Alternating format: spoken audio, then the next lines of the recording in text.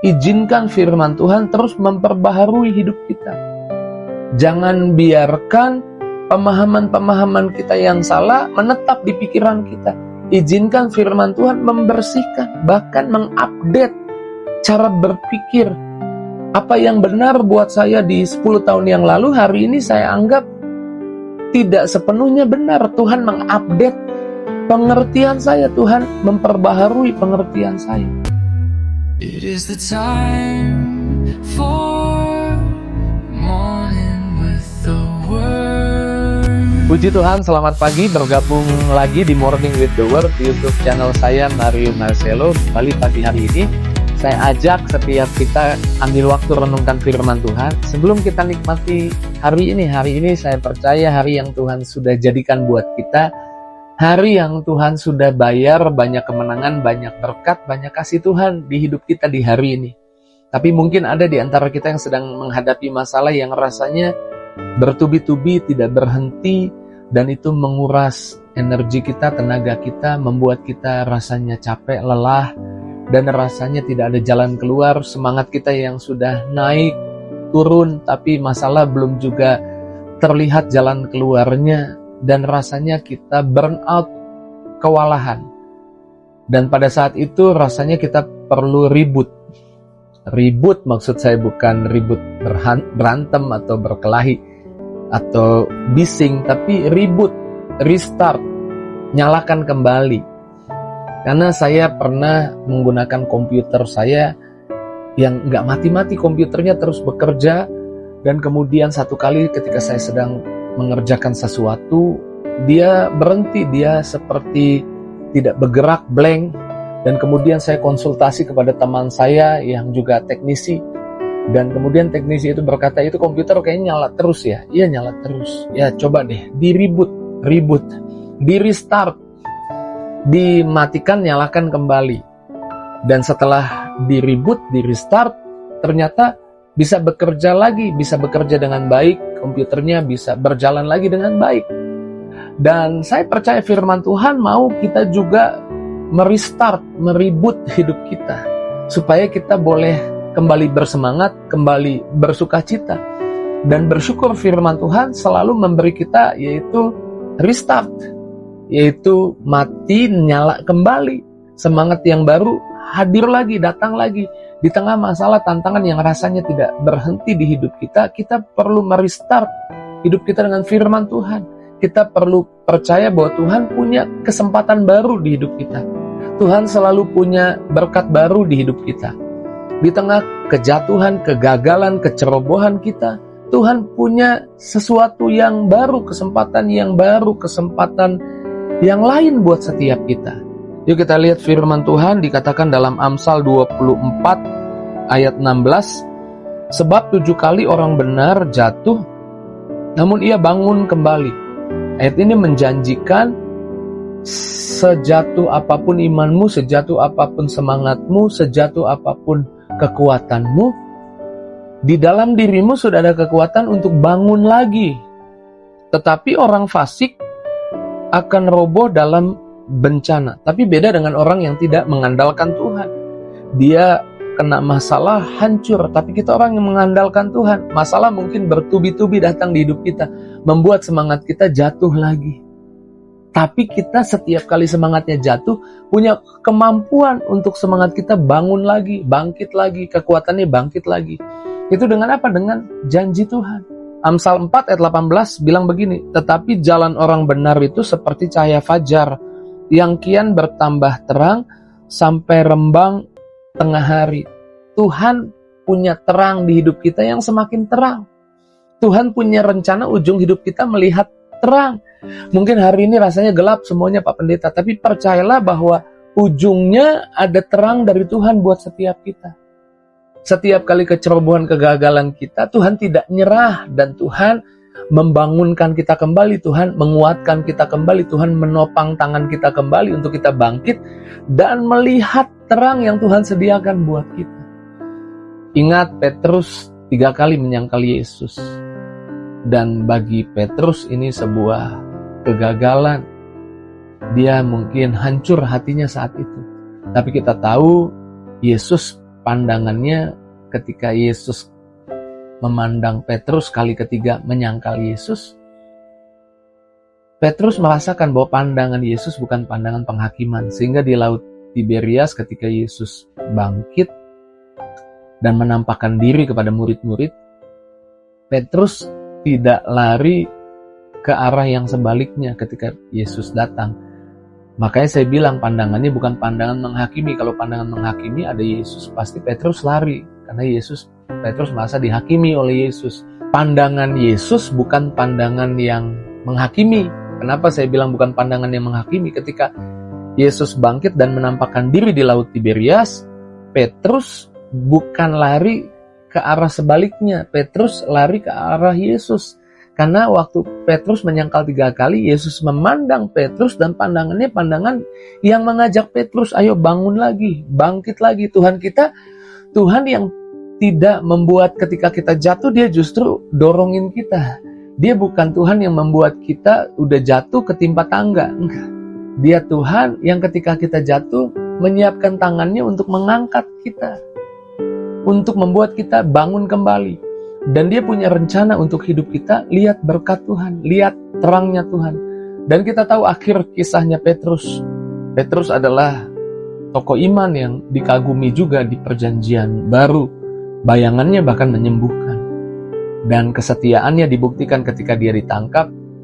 Dia tidak bisa melarikan diri, tapi dia tidak melarikan diri. Dan dia tidak menyangkal Yesus kali ini. Dan dia minta disalib. Kalaupun disalib, tidak layak disalib sama seperti Yesus. Salib terbalik. Dan dia berkorban buat Tuhan. Tuhan punya rencana indah buat kita. Di ujung tantangan masalah kita ada terang. Jadi kalau hari ini semangatmu jatuh, saya percaya firman Tuhan sanggup membangunkan kembali semangatmu. Lalu untuk kita merestart, meribut hidup kita. Kita sadar bahwa kita perlu tinggalkan masa lalu dan kita mau maju ke depan. Paulus mengajar dalam Filipi 3 ayat 13. Saudara-saudara, aku sendiri tidak menganggap bahwa aku telah menangkapnya. Tetapi ini yang aku lakukan, aku melupakan apa yang telah di belakangku dan mengarahkan diriku kepada apa yang di hadapanku. Terlalu banyak orang terjebak dengan masa lalu, diikat masa lalu, ditahan masa lalu, gagal oleh masa lalu. Maksud saya, digagalkan oleh masa lalu, gagal melangkah ke depan oleh karena masa lalu. Bukan hanya kegagalan masa lalu, tapi juga kesuksesan masa lalu. Bisa juga menahan kita di belakang. Karena kadang banyak orang dulu, saya sukses dulu. Sehingga ingat terus yang dulu dan lupa di depan ada kesuksesan yang lebih besar lagi yang Tuhan punya. Tapi dia tidak melangkah karena dia ingat dulu. Tuhan bilang lupakan yang di belakang. Karena Tuhan punya yang baru di depan, Tuhan punya berkat baru di depan. Contohnya Musa, kalau saudara baca di kitab Kejadian, Musa adalah orang yang dulunya dalam pelarian, dulunya pembunuh dan dia melarikan diri. Tapi Tuhan mengajak dia, lupakan yang dulu dan aku mau memakaimu lebih dahsyat. Dan Musa bersedia dipakai Tuhan. Dan akhirnya kita tahu, Musa berakhir hidupnya dikenang bukan sebagai orang yang gagal, orang yang kalah, tapi orang yang berhasil membawa bangsa Israel keluar dari perbudakan di Mesir. Dan sampai hari ini, bangsa Israel juga mengagumi akan Musa, menghormati akan Musa. Dan hidupmu berakhir dengan apa yang keturunanmu akan lihat, yaitu berkemenangan di dalam Tuhan. Jangan biarkan masa lalu, baik itu kesuksesan, baik itu kegagalan, menahanmu. Lupakan yang di belakang, Tuhan punya yang lebih besar di depan. Lalu untuk kita merestart pikiran kita, hidup kita, meributnya, kita perlu mengisi pikiran kita dengan firman Tuhan. Di dalam Roma 12 ayat 2 dikatakan, janganlah kamu menjadi serupa dengan dunia ini, tetapi berubahlah oleh pembaharuan budimu sehingga kamu dapat membedakan mana kehendak Allah, apa yang baik, yang berkenan kepada Allah dan yang sempurna. Jika hidup kita mau berubah, izinkan firman Tuhan terus memperbaharui hidup kita. Jangan biarkan pemahaman-pemahaman kita yang salah menetap di pikiran kita. Izinkan firman Tuhan membersihkan, bahkan mengupdate cara berpikir. Apa yang benar buat saya di 10 tahun yang lalu, hari ini saya anggap tidak sepenuhnya benar. Tuhan mengupdate pengertian saya, Tuhan memperbaharui pengertian saya. Dan itu yang Tuhan mau terjadi di hidup kita. Karena waktu kita satu frekuensi dengan Tuhan, kita bisa lihat keberhasilan dari Tuhan. Kita bisa sampai di tujuan Tuhan buat hidup kita. Ingat Yosua ketika memimpin bangsa Israel keluar dari perbudakan. Ini yang Yosua bukan keluar dari perbudakan, tapi membawa bangsa Israel masuk ke tanah Kanaan. Nah, Yosua ketika Musa mati dan kemudian Yosua diperintahkan Tuhan untuk bawa bangsa Israel masuk ke tanah Kanaan. Apa yang Tuhan perintahkan? Renungkan kitab Torah ini siang dan malam. Renungkan tuh mamah biak, makan firman Tuhan. Renungkan, taruh itu biar ada di dalam dirimu. Makan itu, kunyah sari-sarinya biar keluar dan masuk ke seluruh sel-sel tubuhmu. Masuk ke cara berpikirmu. Renungkan kitab Torah ini siang dan malam. Dan biarlah perjalananmu berhasil dan beruntung.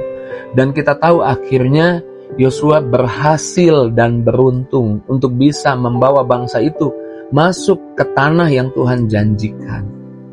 Saya percaya Tuhan pasti bawa kita ke tempat, ke posisi yang Tuhan mau kita ada di sana, yaitu di tanah Kanaan, yaitu di tanah yang Tuhan janjikan, yaitu di berkat yang Tuhan janjikan, yaitu di posisi yang Tuhan mau kita ada, di kerohanian yang Tuhan mau kita ada, di semangat yang Tuhan mau kita ada, di kekuatan, di cara berpikir yang Tuhan mau kita ada di sana, di kemampuan yang Tuhan mau kita ada di sana. Saya percaya firman Tuhan yang sanggup membuat kita ada di sana. Karena waktu kita renungkan firman itu, Alkitab janjikan siang dan malam, Alkitab janjikan jalan kita berhasil dan beruntung. Dan dengan cara itu kita sedang meriset kembali, meribut kembali, memati dan menyalakan kembali komputernya sehingga fungsinya boleh lebih baik lagi. Pagi ini saya percaya ini bagian dari cara Tuhan menyegarkan kembali fungsi dari semangat kita, kekuatan kita hadapi masalah, hadapi tantangan. Menyegarkan kita, menyegarkan kembali roh kita, menyegarkan kembali semangat kita.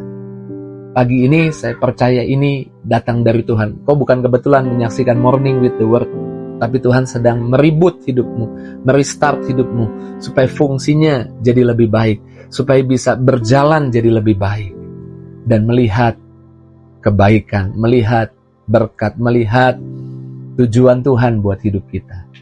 Puji Tuhan, pagi hari ini yang Tuhan mau kita dengar, kita renungkan. Dan saya percaya Tuhan punya berkat buat setiap firman-Nya. Tuhan punya mujizat buat setiap perkataannya.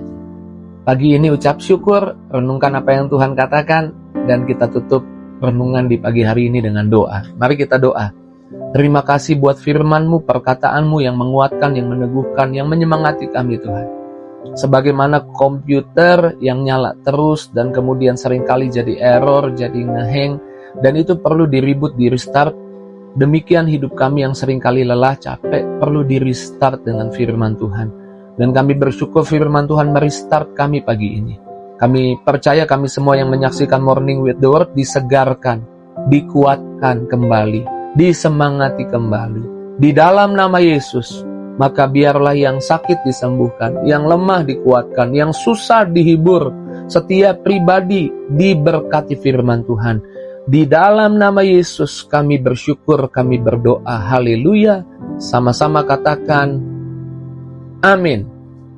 Puji Tuhan, pagi ini saya merasa disegarkan lagi karena firman Tuhan adalah kebenaran yang merdekakan saya. Jika itu responmu, tulis di kolom komentar. Dan tak henti-hentinya, tak jemu-jemunya saya katakan bahwa bagikan link Morning with the Word di pagi hari ini kepada temanmu, sahabatmu, keluargamu, di link media sosialmu, di status WhatsAppmu, biar bukan cuma kamu yang diberkati, banyak orang juga ikut diberkati. Terus maju dalam Tuhan, Tuhan berkati setiap kita. See you!